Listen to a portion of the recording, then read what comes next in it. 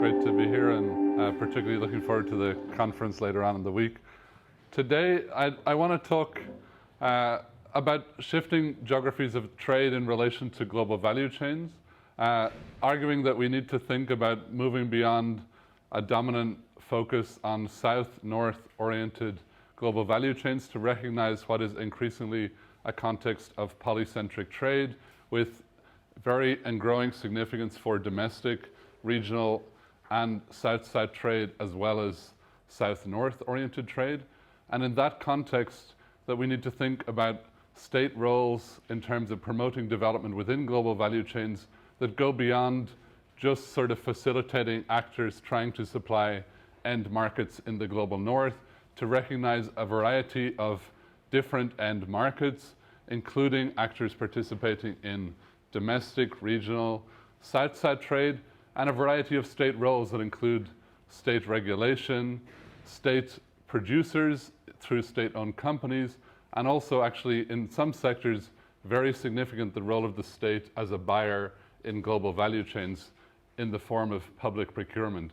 Very significant for some domestic value chains in certain industries.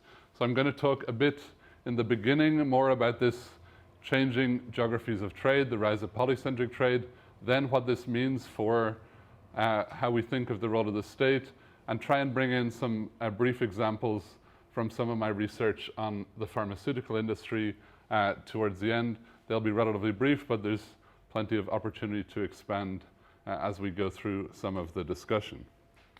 So just very briefly in the beginning, I think some of the sort of dominant conceptualization of upgrading or development within global value chains. This is somewhat of a stylized representation, but one that I think still holds in much of our understanding of global value chains, dating from the sort of original interest in global commodity chains, right through from world systems theory, a focus on this trade and supply from producers in the global south, supplying markets ultimately for consumers in the global north.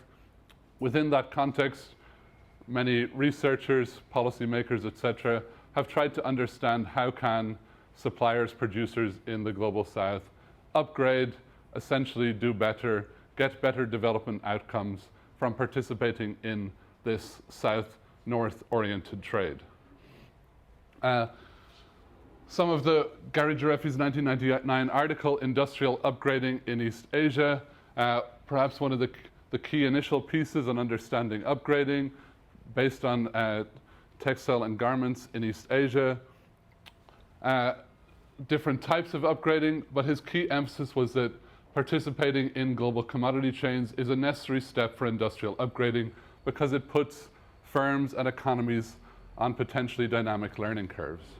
And since then, there's a whole stream of different value chain oriented research and more recently development interventions that are trying to facilitate producers within these global value chains dominated by, coordinated, governed by a global lead firm, one based in the global north, a European, North American lead firm who controls the value chain and trying to do better for the suppliers. So much of the emphasis then becomes in understanding private governance, partly reflecting the realities of the time, sometimes referred to as a retreat of the state, which others have obviously since shown there was a retreat in some areas, but also an expansion into other areas, and a general, with a more neoliberal economic context, a shifting role of the state away from sort of key control and regulation in certain sectors. So reflecting this more liberalized economic environment,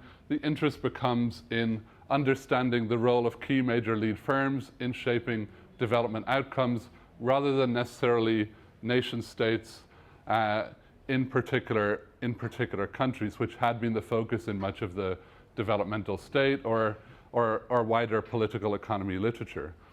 So there's sort of a statement here which I think represents somewhat more of the broader understanding within global commodity chain research and global value chain research, that given governments of industrializing countries have limited power to get the institutions right, the question becomes how firms can use their participation in global commodity chains to pursue developmental goals.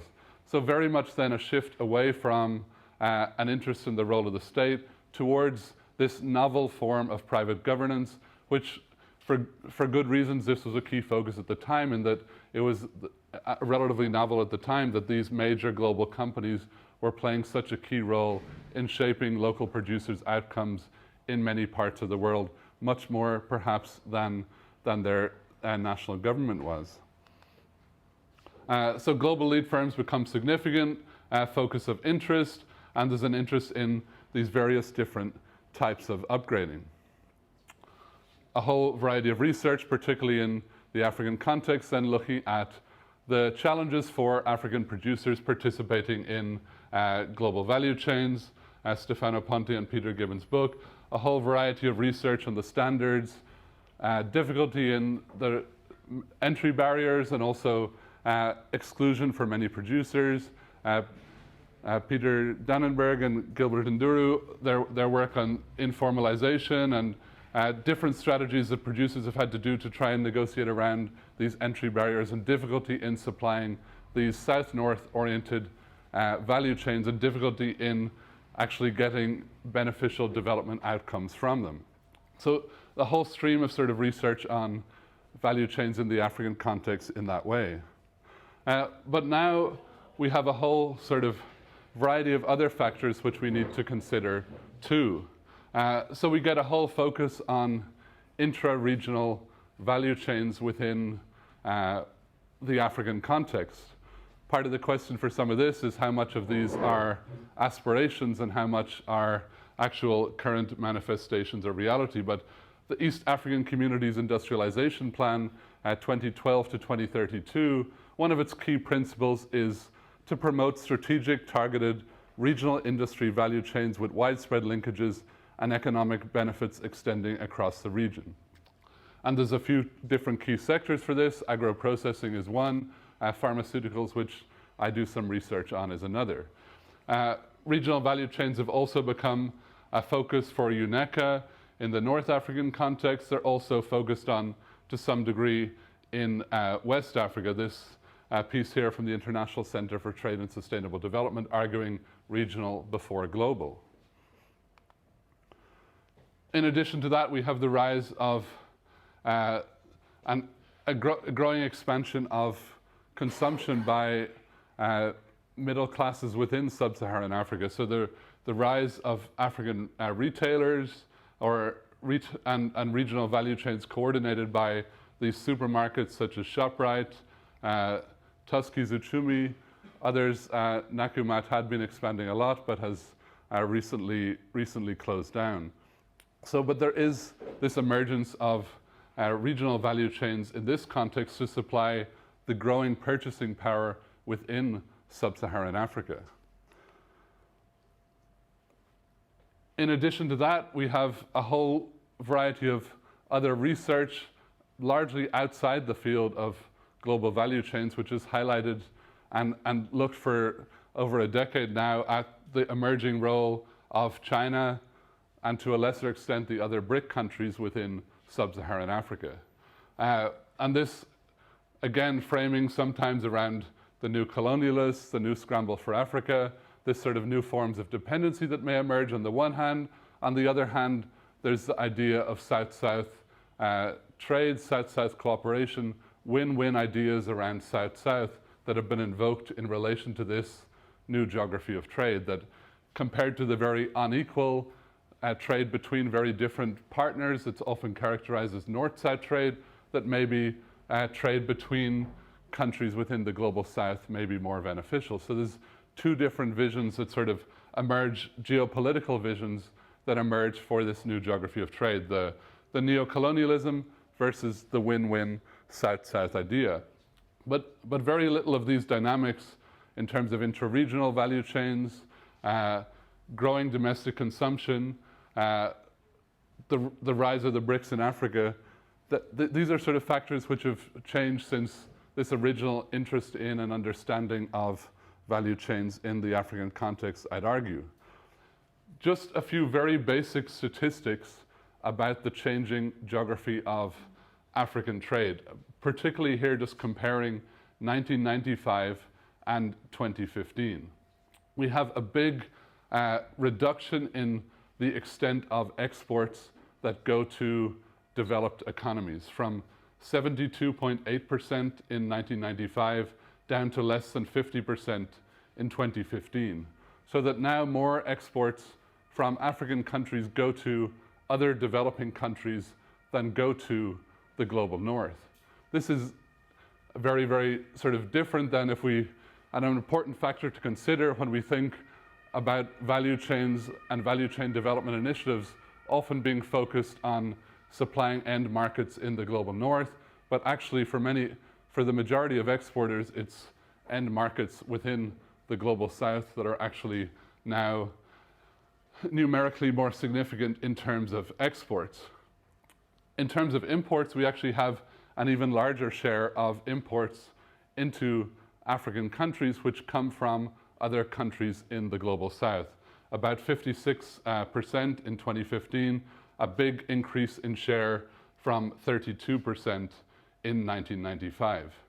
So, really important to consider actually where are exports going to when we're trying to think about global value chains, and also when we're trying to develop, and there's an interest in developing local industries, that much of these local industries are now not actually trying to substitute for imports from the global north, but are actually trying to be competitive vis-a-vis imports from other countries within the global south. This is very significant in the pharmaceutical industry, where relatively lower cost generic medicines from India characterize and are a dominant part of the industry in many countries in sub-Saharan Africa, and it's a big challenge for aspiring local pharmaceutical producers in a number of countries in sub-Saharan Africa to actually be cost competitive vis-a-vis the relatively lower cost pharmaceuticals which are imported from India. If we just break down this changing geography of African trade a little bit further, we can see that Europe is still the major export destination for African exports. But there's been about a 15% fall in that share since 1995 in the last 20 years. Much of that share has gone in terms of an increase in exports to China, which has had about a 9% increase, but there's also actually a big increase in intra-African trade, from about 12% of African exports in 1995 to now towards 18%. And even though we think of China as a major emerging market, a major site of growing consumption and purchasing power, actually for African exporters, other African economies are a much larger, they're a much more significant export destination than actually supplying to China. So there's a big decline in general in Europe and North America, and a huge increase in exports to China within Africa, and also to Western Asia, and to a smaller extent to Latin America.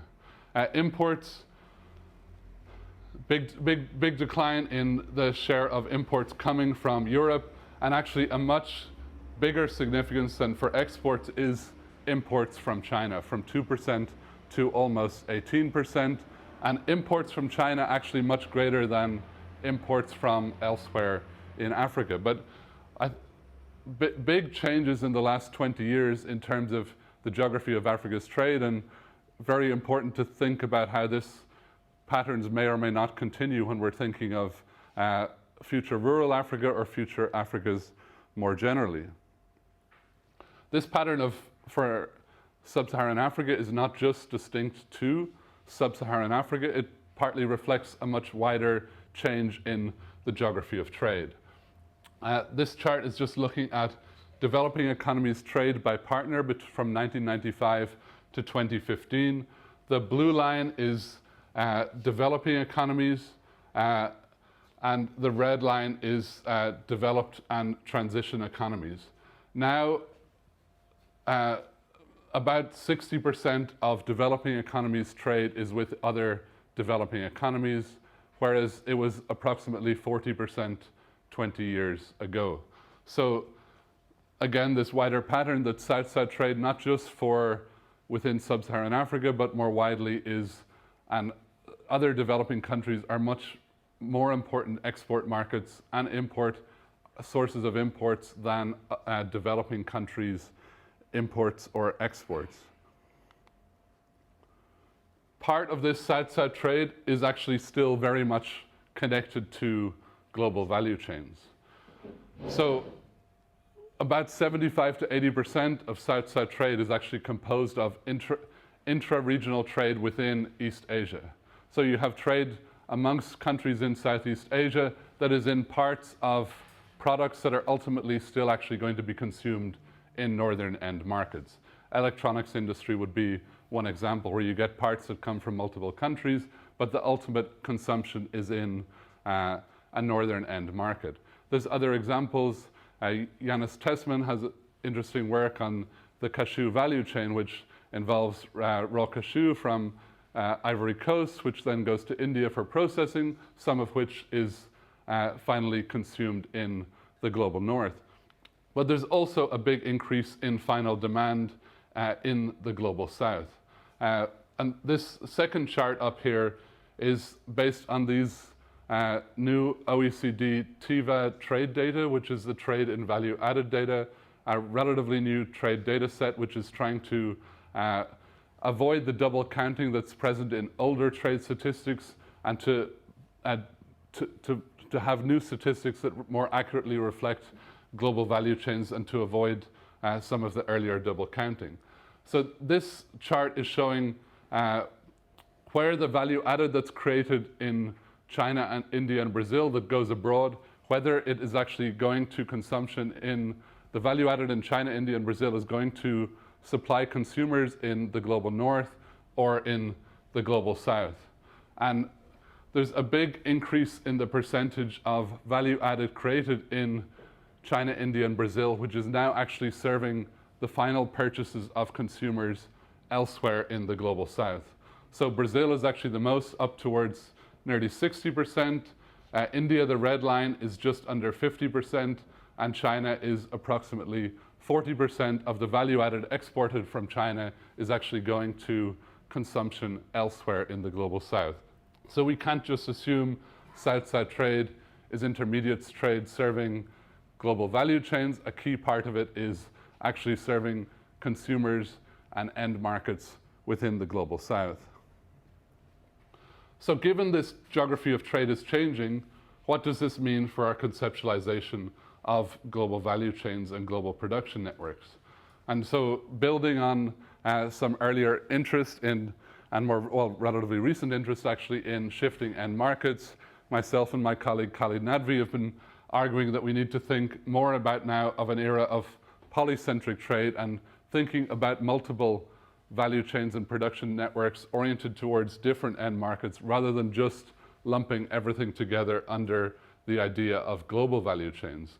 So beyond the dominant north-south orientation, which characterizes much of our understanding of global value chains, southern producers serving northern end markets, and this north-south orientation is a very dominant one in much of the value chain literature. This is just a quote extracted from a piece in Review of International Political Economy by Jeff Nielsen and colleagues in 2014, that a key feature of global economic reorganization presented in these conceptual models is outsourcing by lead firms in developed countries of their peripheral and frequent low-value productive functions to low-cost countries and regions. So we still tend to think of value chains and production networks offshoring from developed economies to lower cost locations within the global south. Instead, we suggest we need to think more about multiple value chains and production networks, global, domestic, and regional, under polycentric trade and the consequent governance dynamics and possibilities for upgrading or value capture trajectories. So this means taking more seriously in the conceptualization these end markets within the global south, including domestic and regional. So we often talk about global value chain, but maybe it's that the G doesn't necessarily always go with the VC or the PN, and we actually need to think about R&D, not research and development, but regional and domestic, in this case, regional value chains and domestic value chains. And often I think actually this G part of GVC or GPN has actually been given less critical attention than what we mean by the VC or the PN, and many geographers have got caught up in debates about the difference between a value chain and a production network, but much less about whether global value chains are actually really global or not. So just one example of sort of less attention to the scale or the G part of the definition, UNIDO's 2016 Industrial Development Report defines a global value chain as the full range of activities that firms and workers do to bring a product from its conception to its use, end use and beyond. This includes activities such as design, production, marketing, distribution, and support to the final consumer.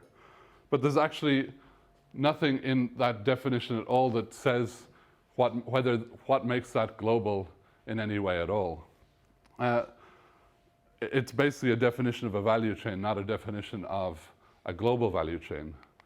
Even when we think of the definition in Henry Young and Neil Coe's recent work on Global Production Networks 2.0, they define a global production network as an organizational arrangement comprising interconnected economic and non-economic actors coordinated by a global lead firm and producing goods or services across multiple geographic locations for worldwide markets.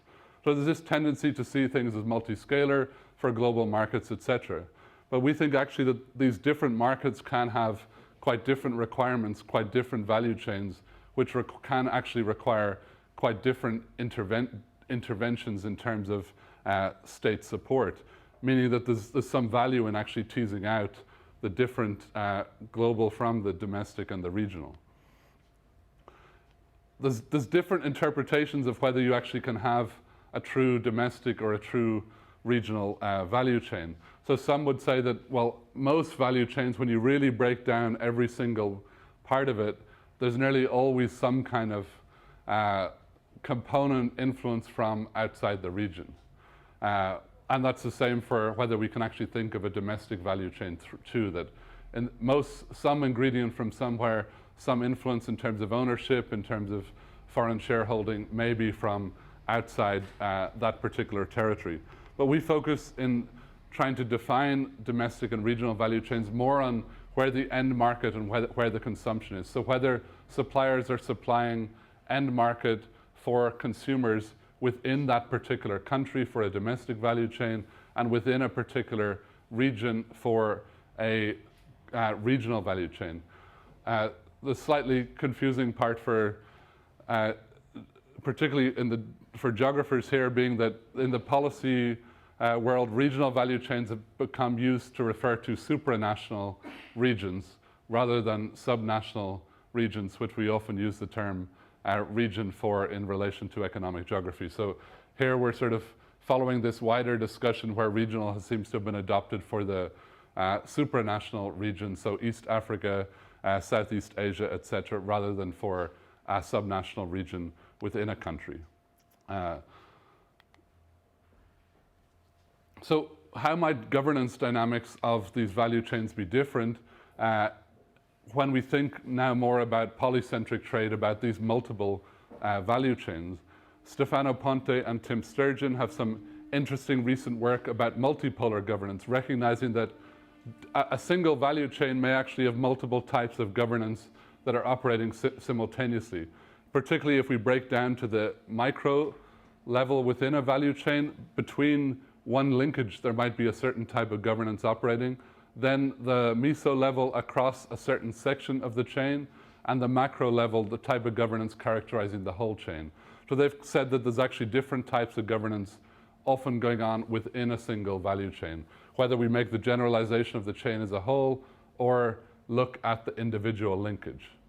But that's still focused on one single type of value chain.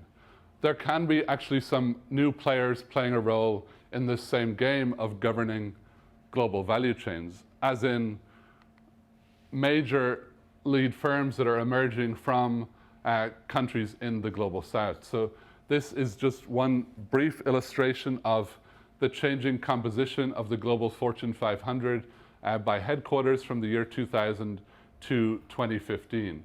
And perhaps the key standout overall is that now of the global Fortune 500, we have 98 Chinese firms, whereas there was only 10 in the year 2000. And a broader shift of 30.4% of the global Fortune 500 now being actually headquartered in developing economies, what the United Nations classifies as developing economies, compared to only 6.6% in the year 2000. So the key thing here is, well, how do these lead firms from the global south govern their value chains, and what are the development implications for suppliers participating in these value chains? So much of our understanding of governance is based on how, for example, supermarkets, retailers, garment producers from Europe or North America operate through outsourcing, etc. But do lead firms from China to and then also perhaps India, Brazil, do they actually outsource? Do they outsource across continents in the same way that lead firms do from the global north? And I think so that this is potentially quite significant in terms of changing the governance dynamics of global value chains in terms of private governance.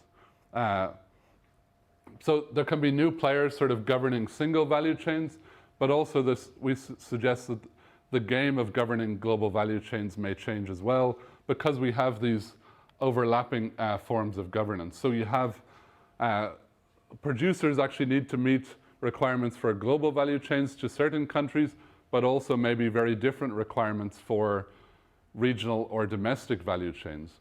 One of the key distinguishing features in terms of why these requirements might be very different according to different end market is different standards requirements. So the initial work highlighting very different standards requirements, or that got quite a bit of attention, Rafi Kaplinsky and colleagues arguing that when the end market shifts to the global south, there is a big decrease in standards requirement in terms of quality, labor, environmental requirement that producers are asked to meet. And so therefore, one example would be in the pharmaceutical industry. Local producers in India or in sub-Saharan Africa, it only costs a fraction to produce to the local quality standard the same drug compared to produce a pharmaceutical for a European or North American end market. And the implication in that industry is actually the difference in cost and quality requirement is so stark that the same company, a company will produce the same drug from two different facilities. One to European North American standard, another facility for a local or other developing country market, because the end market requirements are so different. Essentially, you operate and have two parallel types of production oriented towards two different types of requirements. But in terms of these standards requirements, actually a growing body of work has highlighted the growth of standards and the growth of Southern standards in terms of shaping labor, environmental, quality requirements. Annika Surmaier and Simone Strombach have an interesting paper about fair trade in tourism, the South African initiative on developing a localized fair trade standard for tourism in that sector. We could think of the Indonesian sustainable palm oil, or Trustee, a tea standard shaping tea production that has been developed within India. So there's emerging Southern standards, which mean that we also have to complicate this idea of Northern high standards and Southern low standards. But nevertheless, there are often different standards requirements, which mean that actually there is quite important distinguishing features, that everything can't just be lumped into a global value chain, and that any kind of development intervention may be quite different if you're thinking about helping suppliers reach the standard requirement for a European North American market versus if you're thinking about helping suppliers meet a standards requirement for a another southern end market. And actually there, the standard may not be the barrier to entering into that market. It may be other issues of highly competitive, low-cost production from large emerging economies and working out how to compete with that, rather than actually the standard and meeting standards being the barrier and therefore the necessary focus for development intervention. In terms of upgrading, perhaps we need to think of development strategies within multiple value chains, and this being raising some new issues compared to just thinking about these global value chains. So suppliers really, and thinking about which end market with which requirements, and also similarly for any global value or any value chain oriented development intervention. And many suppliers and producers do pay huge attention to domestic, regional, and other southern markets. Indian pharmaceutical industry, many producers have told me that the level of competition domestically within India is so strong, and that the entry barrier in terms of the standard to supply Europe and North America is so high that actually the most attractive business opportunity is to try and supply other developing country markets where neither the standard is too high nor the competition is too great relative to what they see domestically. And many producers do concentrate on these markets beyond the global north, which I don't know how much that is actually considered in relation to our prevailing conceptualization of global value chain. There's also important questions about chain switching. So how easily can producers switch supply from one end market to another? And this can vary quite considerably between different industries. Some industries having relatively standardized products that can be sent to different end markets. The pharmaceutical industry, where much of my research is based, actually such stark standards requirement difference between the two that you're very unlikely to actually quickly switch production from a northern end market to a southern end market. So important questions then about how easily can suppliers diversify.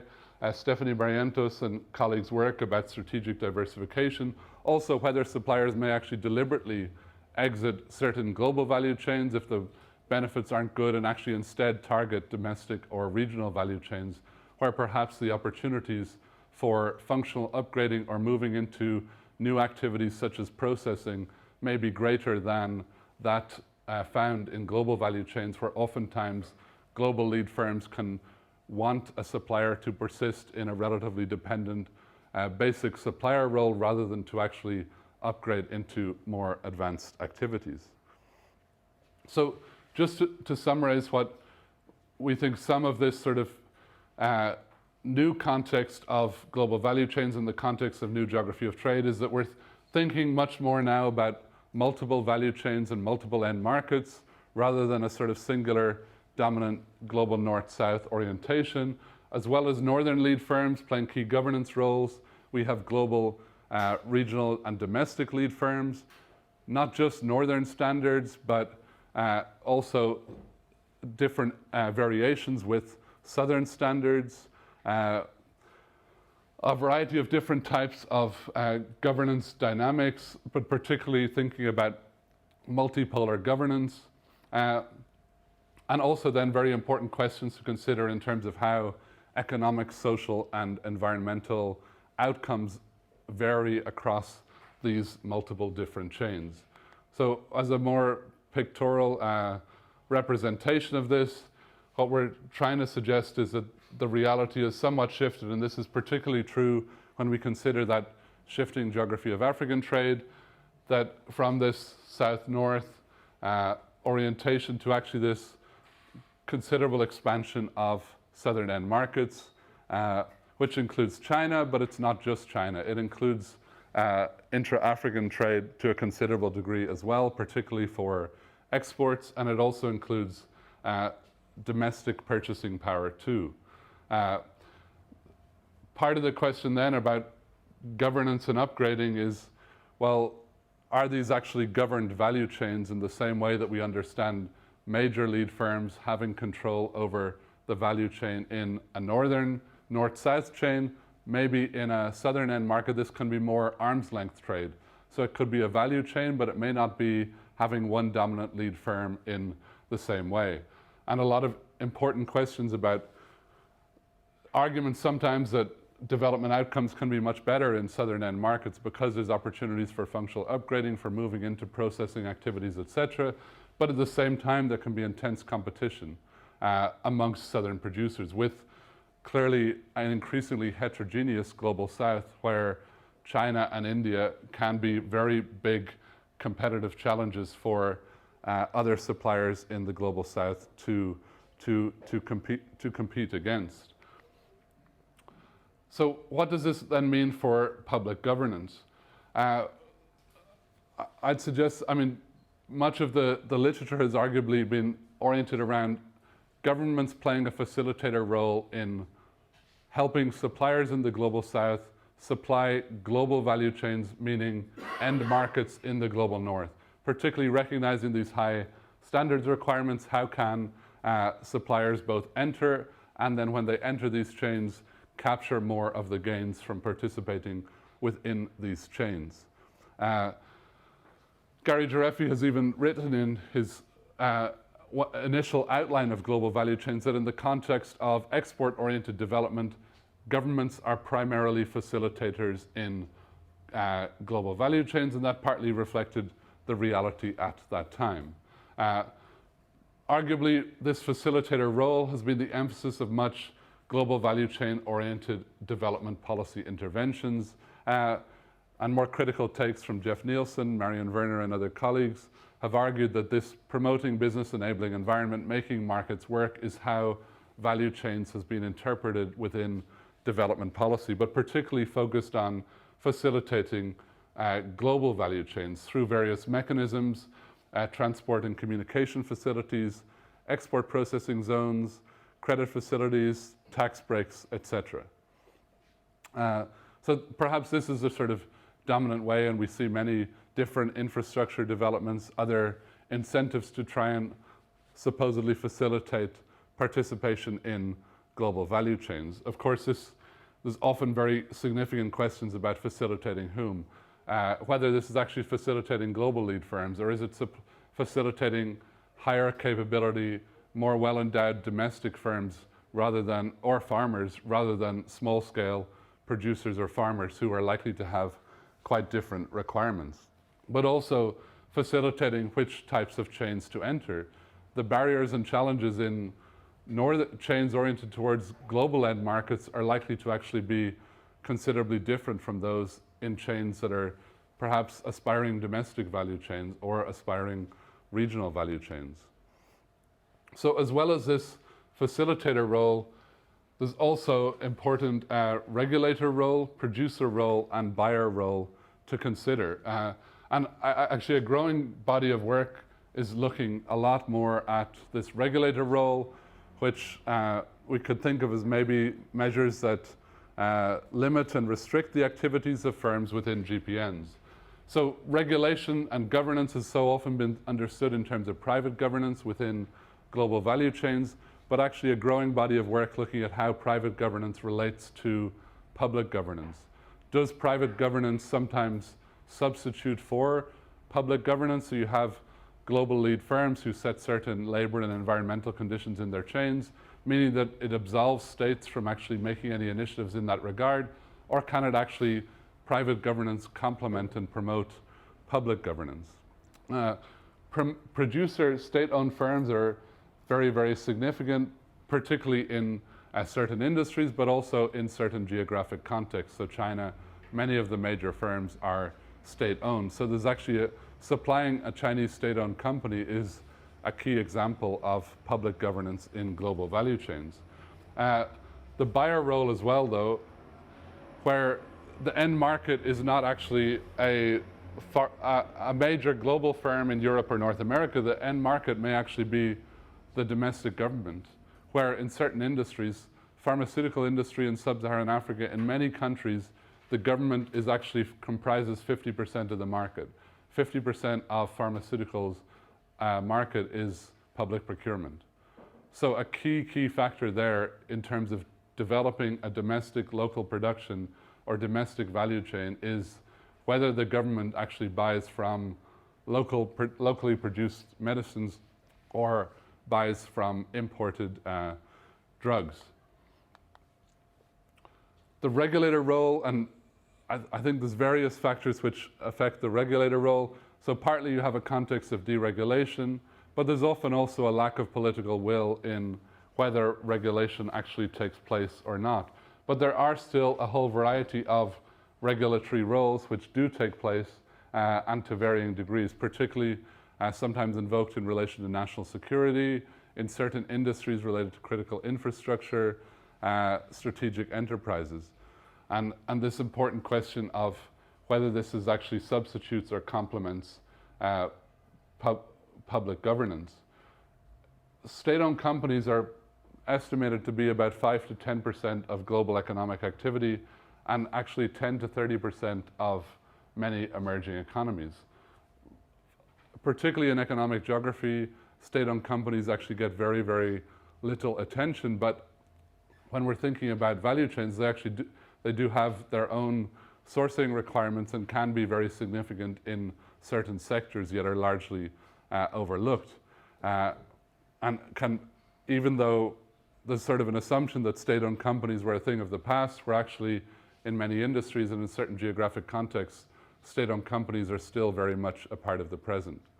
And finally then on the buyer role, some estimates suggest it's actually about 13 to 20% of global GDP worldwide is public procurement.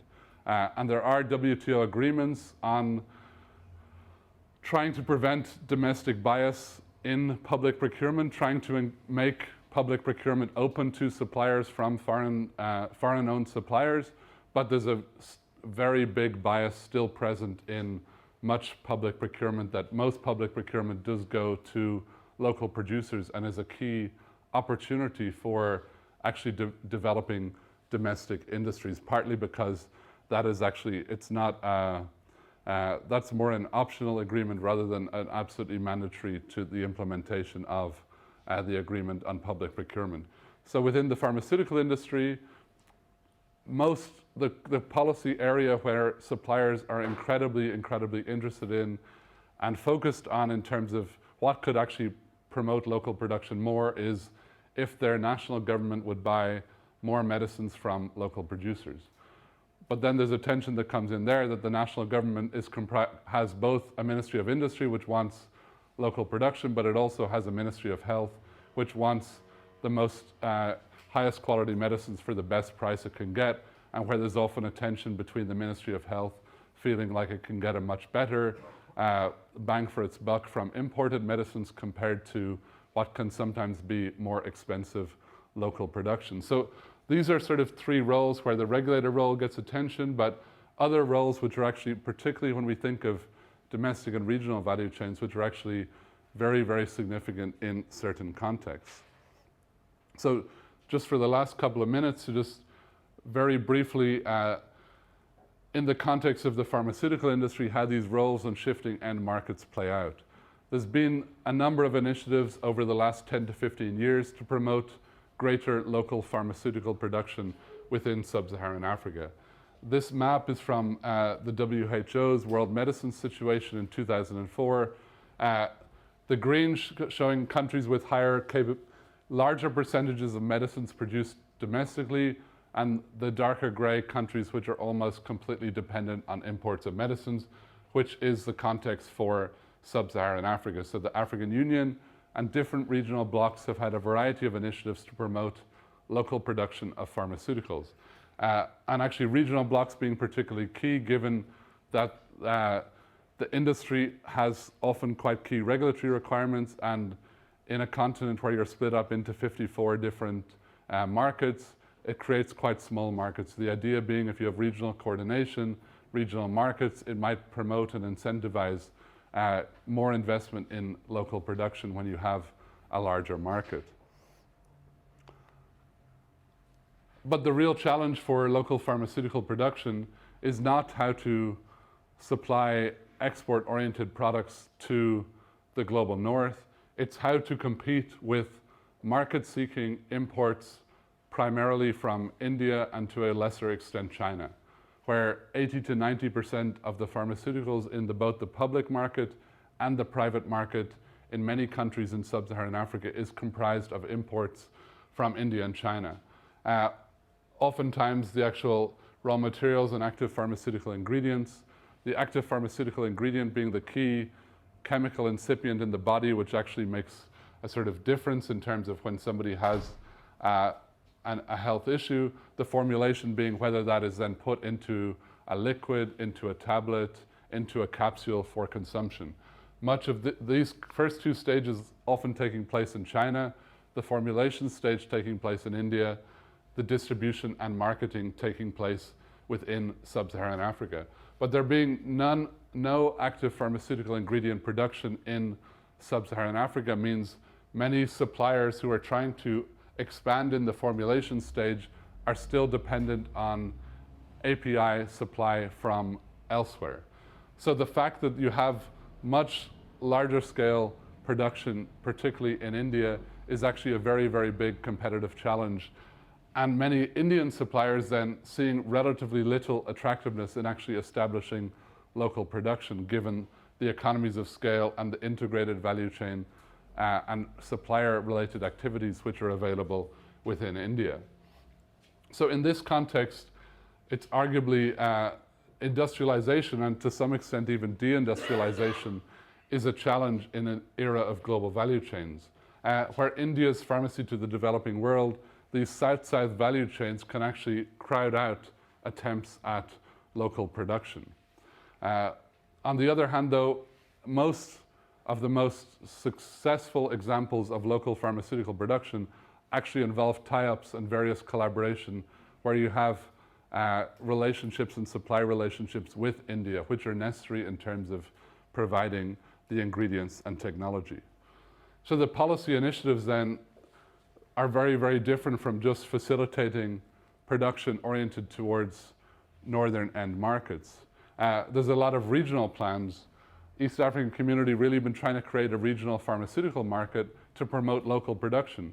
But even in that context is an important question of, well, local production for who? So Kenya, when Uganda has actually produced WHO qualified antiretrovirals, they've had to do a lot of diplomatic work to get Kenya to buy those medicines that are produced in Kampala rather than for those medicines to still be imported from India. So sometimes Kenya may not see something produced in Uganda as local because what's local for Kenya is within the domestic market, not necessarily elsewhere in East Africa. So even though there's a lot of plans around creating regional value chains within pharmaceuticals in East Africa, to a large extent, there's still a lot of national variation in responses to these initiatives, and also tension between different countries, but also even tensions within countries in terms of actually whether you're taking a health perspective or an industry perspective. So there's a sense that regional value chains, they're important to consider, but they're also not necessarily a sort of the answer to definitely guaranteed to produce better development outcomes than global value chains. They also have their own challenges in terms of competitiveness and tensions within the global south too. In this industry, the state as buyer is the really crucial leverage point which many producers see in terms of facilitating local industry. So to conclude, I'm trying to suggest that there's and many varieties of different types of work are pointing to it, is that there's very different geography of trade for Africa and also the wider global south under 21st century economic globalization.